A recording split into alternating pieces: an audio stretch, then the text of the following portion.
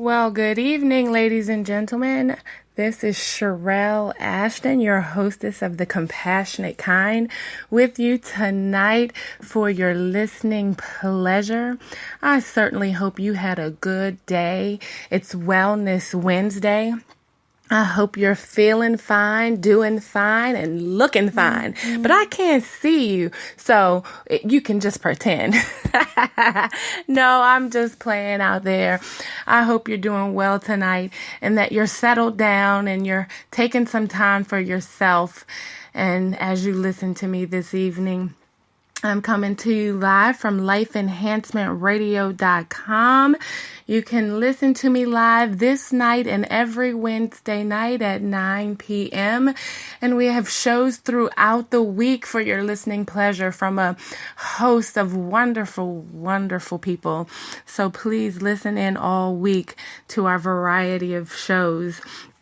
If you want to chat live with me, tonight, I'm right here on lifeenhancementradio.com. You can click on the red chat live button and I'll be right here with you, chatting with you. If you have something personal that you want to say to me, you can email me at kindofcompassion@gmail.com. That's kindofcompassion@gmail.com. And you can email the Life Enhancement Group at talktous@lifeenhancementradio.com.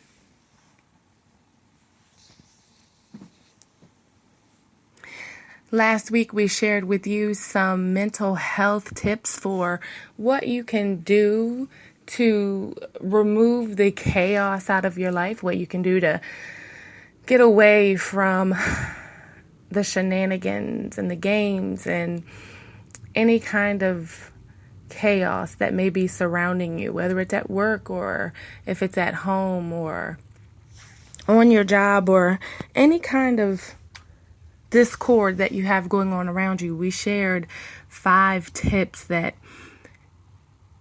can help you to just center yourself and get away.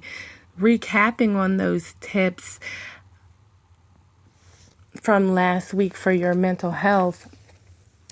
The first one was to have a gratitude and achievement journal. And then we talked about starting your day with coffee and how coffee can help you get your day going.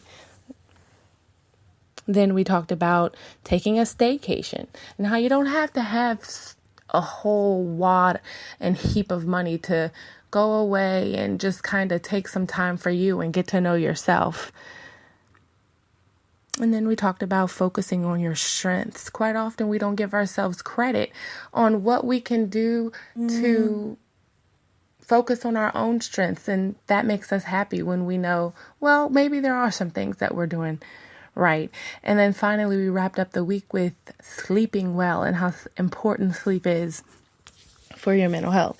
So we're going to come to you with another 5 tips this week. And we have a total of 31 tips that we're going to share with you. So we'll be sharing several tips with you for the next few weeks. Keep in mind about the compassion challenge that we have going. There's 2 more weeks for the compassion challenge, and we are looking for your compassion stories. It's 2 more weeks left.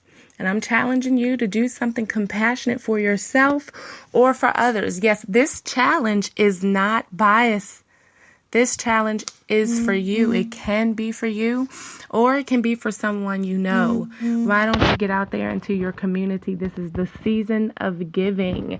Everybody is talking about Thanksgiving and it's the season to help others. So how about trying something compassionate to help someone out? Or it's okay if you want to just help yourself out. The best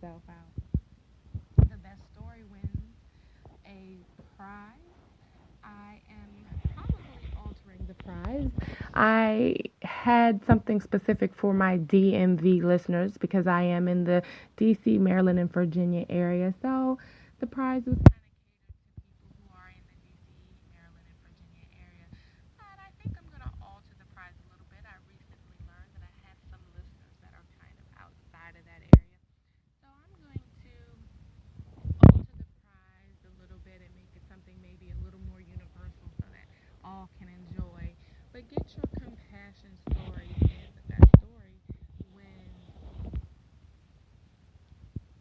maybe a gift certificate to a restaurant, or maybe a coffee certificate, since we were just talking about coffee and how great coffee can do your body. But get your stories in. I'm reading them.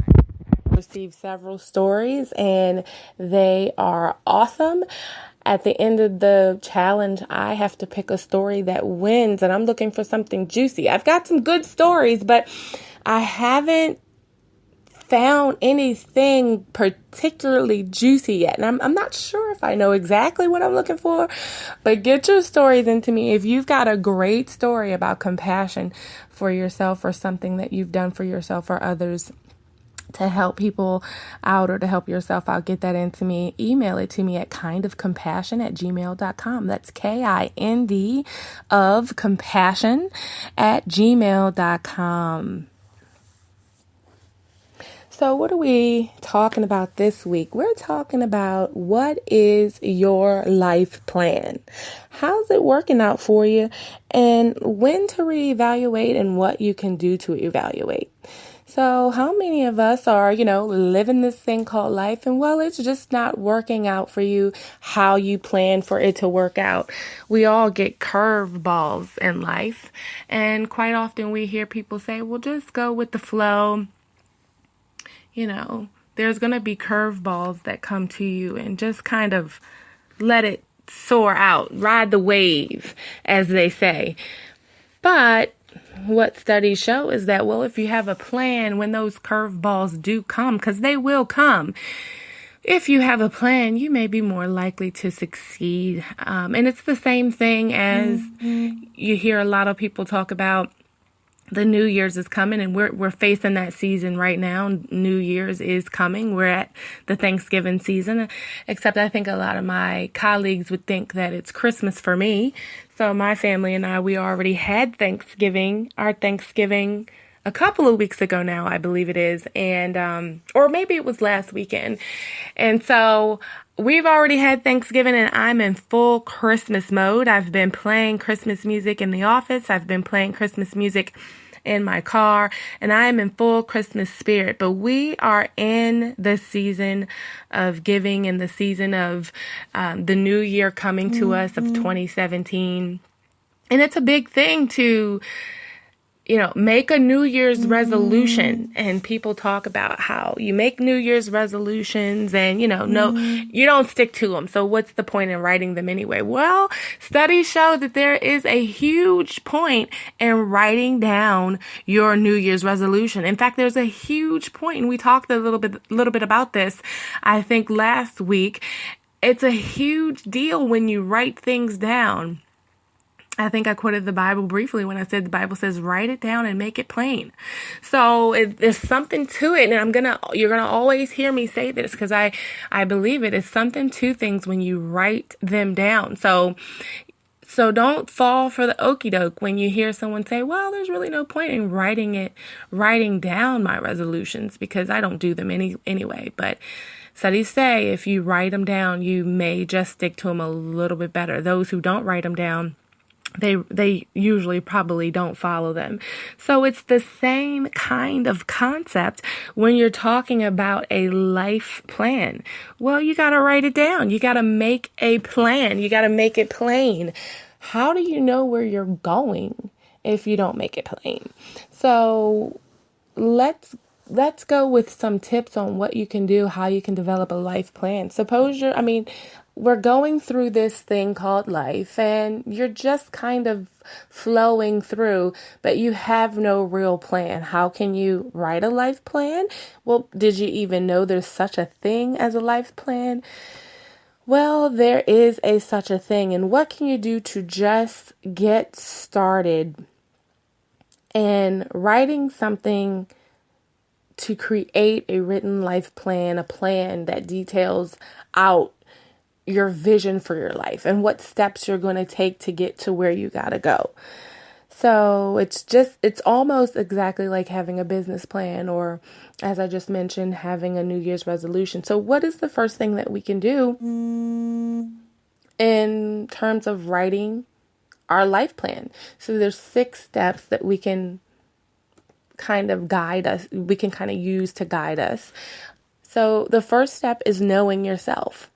And here we are back at this knowing yourself again. I think we spent quite a bit of time on this last week when we talked about knowing yourself. And there's so many people out there who have no idea who they are. So one of my challenges for you, and one of my in this season of compassion and in this year of compassion, and one of my challenges for you was to sit with yourself to figure out just who you are. We spend so much time of the day giving ourselves to other people, lending ourselves to other people, and being so kind and compassionate to other people that we are quite often not as kind and compassionate to ourselves. We don't take care of ourselves. We don't spend time with ourselves, and we barely know who we are and what we want. So if you find yourself, if you're listening to this and you find yourself in a place where you're at a crossroads and you have no idea what is happening in your life and where you're going, then it's time for you to sit down and make a life plan. And the first step is knowing yourself. Do you know yourself? Some of the ways that you can ask if you know yourself, because I know most people would be like, I know myself. Of course I know myself. I sit with myself every day. I dwell in this body. Well, it seems obvious that you may know yourself, but it's not quite. So sometimes you have to ask yourself hard questions that can help you kind of figure it out.